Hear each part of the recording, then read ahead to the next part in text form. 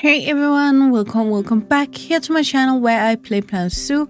My name is Nissa and today we are back in Future Life Canada, and today we are building for the Arctic foxes, these beautiful small creatures that quickly can be forgotten in a big snowy area. So they of course got their own little habitat and home here in Future Life Canada, and we did also build this tower so you can go up and watch both the wood bison and the Canadian moose. So that's nicely done, if I can say so myself. So if you want to see how I built this, or simply just know more about the Arctic foxes and the works being done with them, or for them, then please keep watching. Okay guys, and clearly the Arctic fox are not gonna need the biggest habitat, though I do still make it too big, one being because we really want to give our animals the best habitat possible in this Future Life project, but also because of the fact that they are mushed in here in a corner, where the guests can see from one side really well and from the top really well. So to give them plenty of things that they can hide under or beneath or around or something like that, then we really want to make it big, so when we put in all of the rocks, the foliage and so on, that it's still big enough. And yeah, it is. I did check afterwards. I think it's still like 400 square meters or something, with all of the foliage and such counted, removed. Yeah, you know what I mean, guys. So yeah, I initially wanted something completely different here. What we are gonna build is a little tower so we can see the moose and the wood bison up here, but what I initially wanted was kind of inspired by a hunting tower. I'm not sure that's how you would say it, but that's how I would translate it. So it's these small wooden towers. So, most of the times they only have a ladder up there, but they just needed something more than a ladder. They're very small. Often there's only room for a single chair or maybe two up there, and there so hunters can get a good view over a part of a field or a forest or something and hide up there nice and cozy until the animal arrive. It's not because I want us to actually hunt these animals, but I just thought the exact nature of a hunting tower would fit in this idea of Canadian nature. Again, I do not know if they use these in Canada, but it's just something that really common to come by in a Danish forest, and I thought, well, I'm pretty sure Canadians hunt. So yeah, that was my inspiration, though I couldn't make the staircase small enough for it to actually make this very narrow tower. So instead I went with this idea instead. That also opened up the possibility for me to add both bathroom, 2 extra shops under here, and what's it called? Keeper's hut, so we can prepare food in here, which is actually really nice because this far the only keep a hut or the only staff facility, I believe, is at the main entrance. We also have a few behind the restaurants, back with the whooping crane and the polar bears, but they're still a long way over there. So I thought this is actually a really nice location for it, both for wood bison and also for our sea otters. So that opened up a lot of possibilities here. I would also like to have a staff room here, but sadly there wasn't exactly space for it, and I didn't want this to be a massive building. I wanted it specifically to be a tower. The habitat itself are gonna be very basic. It's gonna be this small indoor area, 4 times 8 meters, and that's simple because one, that's what there was room for in here, but also the fact that it's it's just a nice little home for them. Again, Arctic foxes are not big animals at all, so it does make sense that they don't need a lot of indoor space. At the same time, they are Arctic foxes, so we really doesn't need to be too afraid of them freezing all day. They need a peace and quiet place they can sleep, but through the day they will be fine with the bare minimum. So this is clearly enough room. Foxes, I'm not sure if you have seen some of these beautiful videos I see them a lot of Instagram, but also on YouTube, in this case, it's pets, foxes as pets, but foxes in general are cuddly animals. They do like to group up together and kind of keep each other warm, so they don't mind having to lay a little close, where other kinds of animals will kind of like more so to be like have good space, not touching each other at all. Foxes are small cuddlers, so that's not an issue here. As you can see here, we have a little booth, and I do believe that Canada is kind of the same environment as Denmark, meaning that there will not be as many guests in the winter as there is in the summer. Yes, you can see a lot of beautiful animals in the winter, but it's just cold and it's wet and a lot of snowy a lot of the time. So therefore, having these multiple food places allows you to actually shut parts of them down during some of the year, and then when you have more guests in the summer and the spring, you will be able to open up more. That's just a basic thing. Yeah, it's just, if you don't know what I'm doing here, it's just to check that you can actually view the moose and the bison from the tower. What did shock me was that you could also see it from the ground down here. Anyway, let's make this place a little more homey for our Arctic foxes, and let's talk a little about them. For today, I'm gonna use a few different websites. I'm gonna mention them as I comment on them or things from them. But links for all of these websites will be linked below. So you can go either fact check what I said or read more about it, as I do not have the time to mention every single thing. We're gonna start on natureconservancycanada.ca, and again, link below. They're gonna start by going into what it looks like and the fact that it have a length of to 115 centimeters, which would be around 3.8 feet.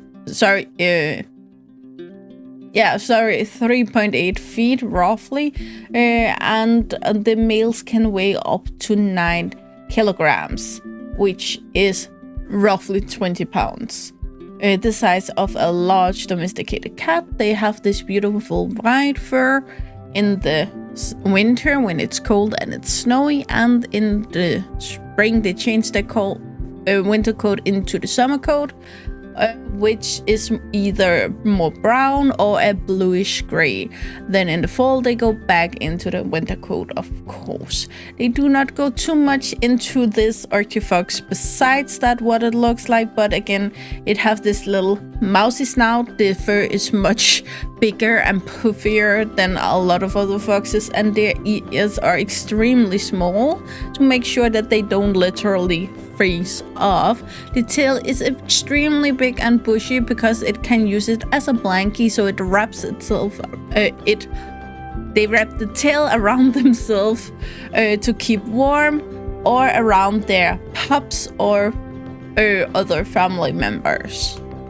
This website also lists where it lives, though I will just keep in mind that this is a Canadian website focusing on Canadian animals, so it states that they live across the Arctic and northern boreal region from Yukon through the island of Newfoundland and from the northern tip of Ellesmere Island to the southern tip of James Bay.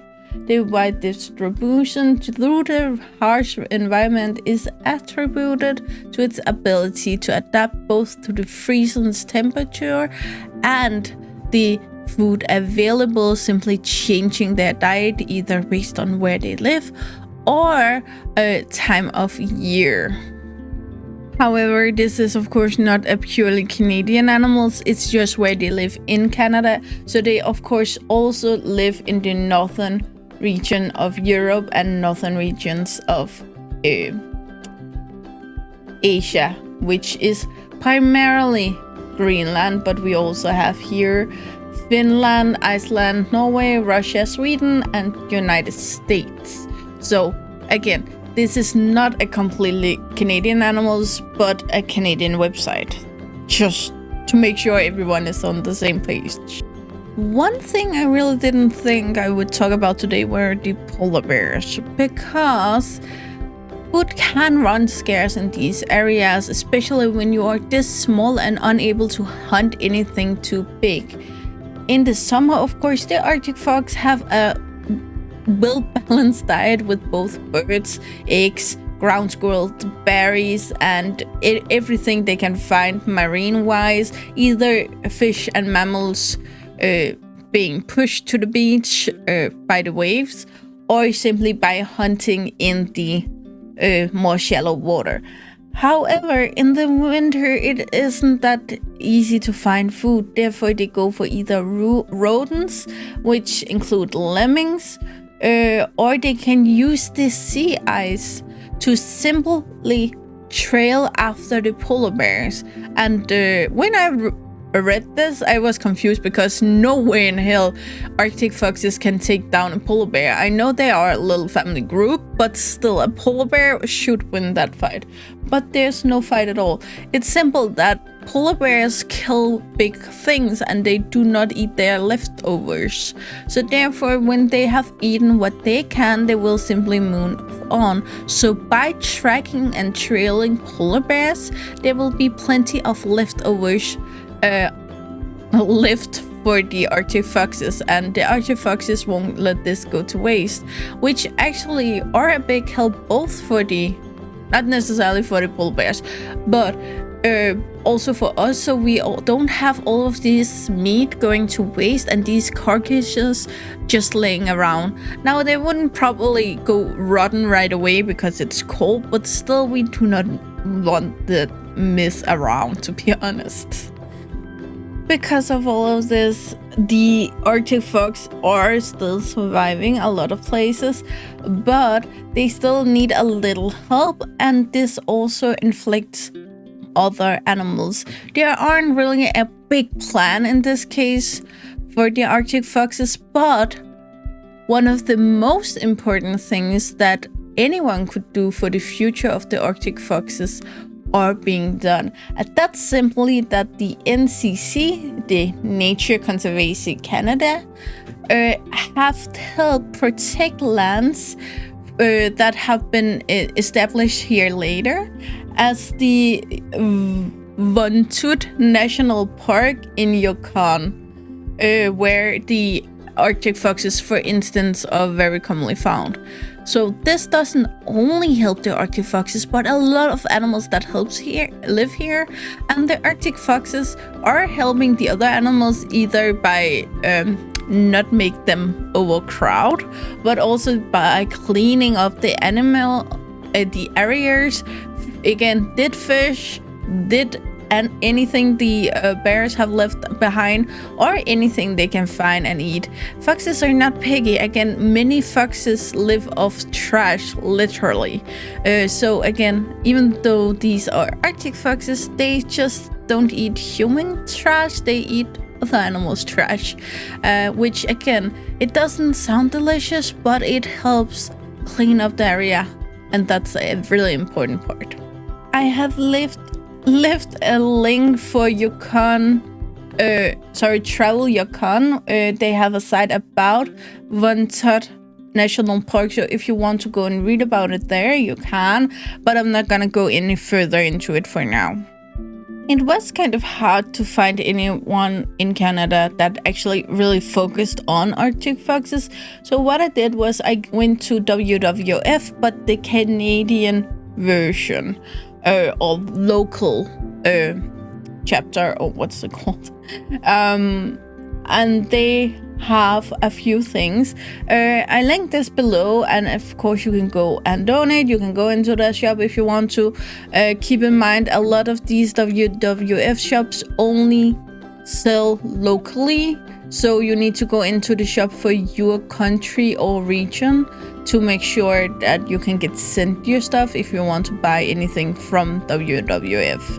Again, this is the Canadian version, so I, as a Danish person, would not be able to. Anyway, they have an article called Meet the Species of the Month, the Arctic Fox. And I thought, that's funny, it's the species of the month when I'm doing this. But it is an older article. More specifically, it's from November 6th. 2014, so it is a little outdated, but I still think we can find some good stuff in here. The Arctic fox, how does it look? For instance, this variation of summer fur and winter fur.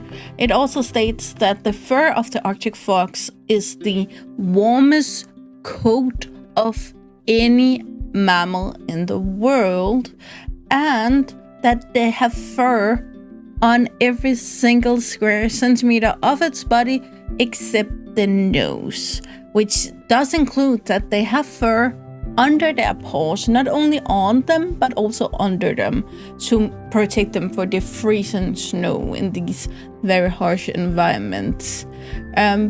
Furthermore, they also have these shorter ears and shorter muzzle, as we also have talked about before on this channel.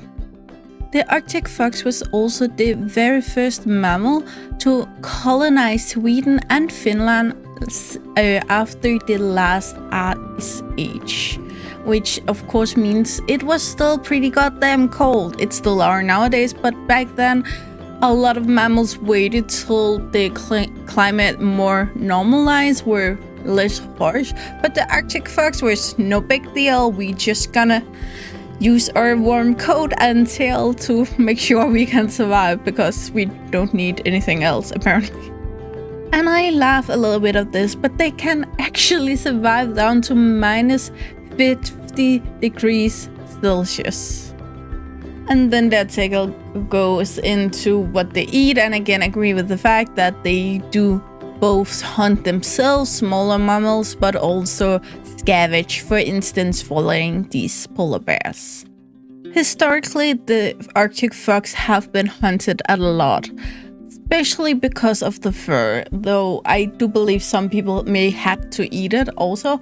But the fur trade did die out partially over time, since we do not really see fur the same way as early on. It was this luxury item, very expensive and a symbol of wealth, where nowadays it seems more like some people are looked a little bit down on if they actually have real fur. Again, I think faux fur still is a good big thing of the fashion industry, but real fur from real animals caught in the wild is not really a thing that is well looked at anymore. However, a lot of indigenous people, especially in the northern part of Canada, do still hunt them and see them as an important terrestrial game species. However, just because we don't hunt them as much anymore, we still have a few issues. One being the thing that the Arctic fox need to eat food. So if the numbers of smaller rodents go down, if the number of polar bears that kill bigger animals that they can scavenge die out, then there's simply not enough food for these Arctic foxes. This is a very big issue, of course, for the Arctic fox. But furthermore, we also run into another issue, where the Arctic fox are living in this cold environment, clearly, but because of climate change, it gets hotter. What happens then is some animals search further north because down south it becomes too hot there. So their cousins, the red fox, search further north to stay with colder climates, actually pushing on the Arctic fox. Since the red fox is bigger, the Arctic fox cannot go further north. Some place it will simply be too cold, and for instance places like Scandinavia, where they can't really swim up to the rest of the Arctic Circle, so they are limited on space. The red foxes will simply either kill the Arctic fox, eat their food, or just take over that then and eat their offspring. So all things we do not like.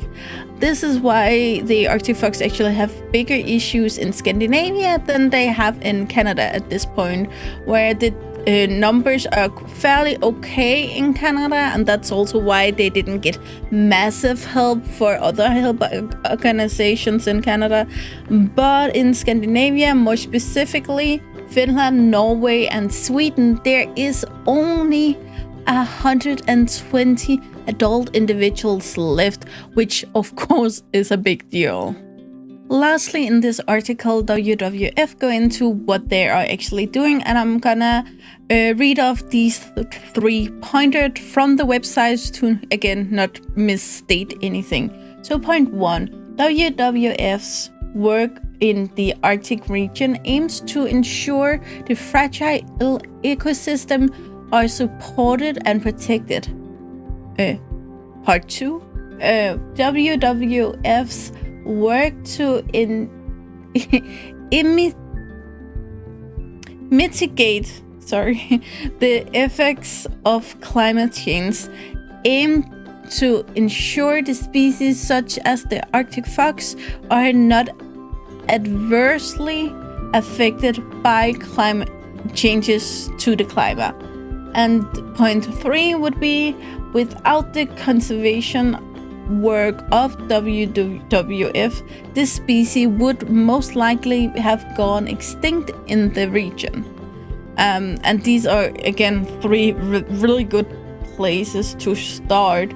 Then they of course have further links below, but we do not have time to go into all of that today, sadly. So enjoy the rest of the cinematics, and I will come back afterwards.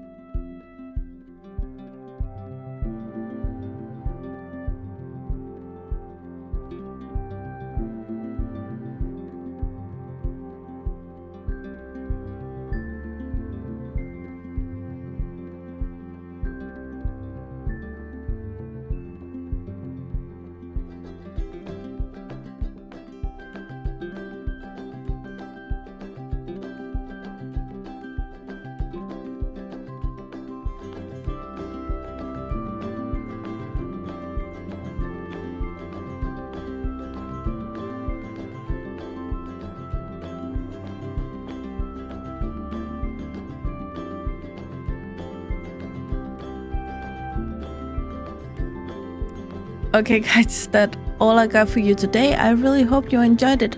And as always guys, you know the drill. Like, subscribe, and turn on the bell notification so you know the next time I upload a video. I really hope to see you again, either in the comments below or in the next video. Bye guys.